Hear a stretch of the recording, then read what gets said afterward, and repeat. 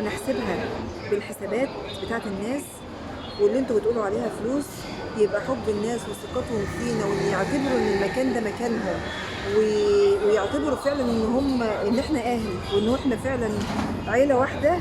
دي احسن من كل فلوس الدنيا. الست اللي كانت واخده تأمين الحلل واللي انا نزلت عليها البوستات ان هي كان بقالها شهر ونص ما كانتش جات وتواصلوا معايا وعرفوني الظروف الصحيه بتاعتهم.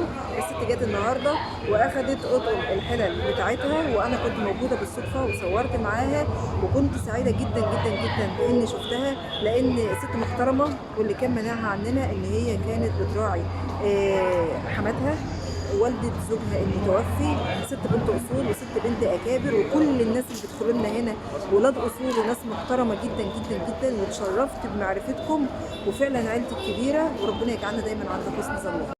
حبايبي الست احنا اطمنا عليها الحمد لله رب العالمين، اللي كان لها طقمين حلل نيو كلاين اهم في قلب التوك توك اهم الحمد لله.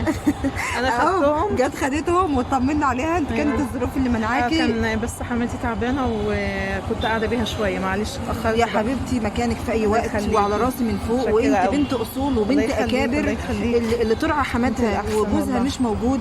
يعني انت اصلا مش مستنيه جوزك يشكرك، انت بتعملي حاجه عشان حاجه، عشان 3 حاجات: عشان العشره اللي كانت بينك وبين جوزك انتوا صنتيها وهو ميت، وهي مامته. والحاجه الثانيه ما انا بقول لك العشره اللي كانت بينك وبينه انتوا صنتيها وهو ميت. الحاجه الثانيه عشان خاطر ولادك اللي هم احفادها دولت يبقى يتشرفوا بيكي قدام الناس كلها. طبعا يعني بجد بنت اصول وبنت اكابر وربنا يبارك لك. والحمد لله انا اطمنت عليكي. خلي بالك ان انا ما باجيش كل يوم، بس النهارده بالصدفه انا فاهمه العربيه. انا كنت في العربيه في العربيه، فلما لقيتك انت ولقيته هو بيطلع الحلل قلت اطلع اطمن الناس عليكي اهم يا جماعه اهو حلالها اهي الطعمين بتوعها. معلش طولت عليكي والله، تقلت عليكي قوي. لا لا لا لا لا لا مكانك يا حبيبتي على راسي من فوق وازيد من كده على راسي والله. مكانكم في اي وقت. نورتيني يا روح، نورتيني. السلام عليكم ورحمه الله وبركاته.